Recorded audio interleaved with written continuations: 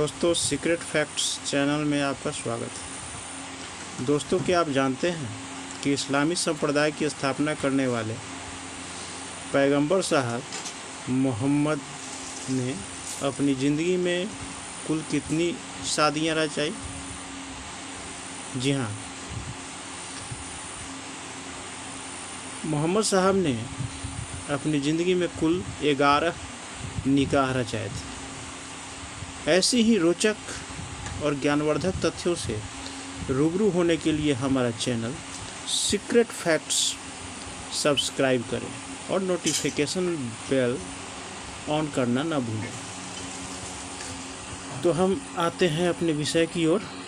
मोहम्मद साहब ने अपनी ज़िंदगी में 11 निकाह रचाए और इन 11 निकाहों के दरमियान उन्हें कुल 4 बेटियां और 2 बेटे पैदा हुए। इस्लाम के प्रवर्तक मोहम्मद साहब का जन्म ईसवी सन के हिसाब से 570 ईस्वी में हुआ था और उनका इंतकाल 632 ईस्वी में हुआ था।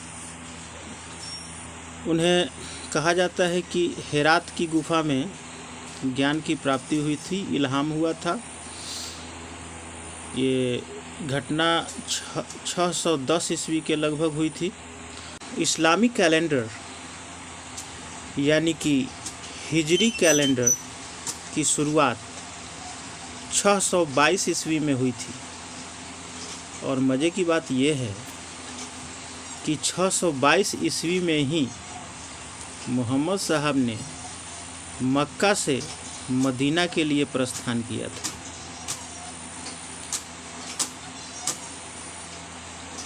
जब मोहम्मद साहब 25 वर्ष के थे और एक अमीर व्यापारी के यहाँ मुंशी का कार्य करते थे, तभी कुछ समय पहले उस व्यापारी की मौत हो गई थी और उसकी अमीर बेवा ने मोहम्मद साहब से निकाह का ऑफ़र किया और मोहम्मद साहब ने इसे स्वीकार कर लिया। इस तरह से मोहम्मद साहब की पहली शादी हुई और तब मोहम्मद साहब की पहली बीवी की उम्र 40 साल थी और उस बेवा का नाम खदीजा उर्फ ताहिरा था।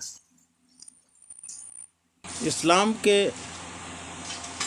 प्रमुख लक्षण खलीफा पद के बारे में आप लोगों ने सुना होगा। तो मोहम्मद साहब तो पैगंबर थे, उनके बाद ही जो उनका धार्मिक उत्तराधिकारी हुआ उसे खलीफा कहा गया। तो पहले खलीफा अबू बकर सिद्दीकी बने, जो मोहम्मद साहब के ससुर लगते थे। उन्होंने अपनी 8 वर्ष की बेटी आयशा की शादी 50 वर्ष से अधिक उम्र के पैगंबर साहब से की थी। यदि आपको ये तथ्य और वीडियो अच्छा लगा हो तो लाइक करें, सब्सक्राइब करें और यथासंभव कमेंट करें। आपके कमेंट का सदा स्वागत होगा।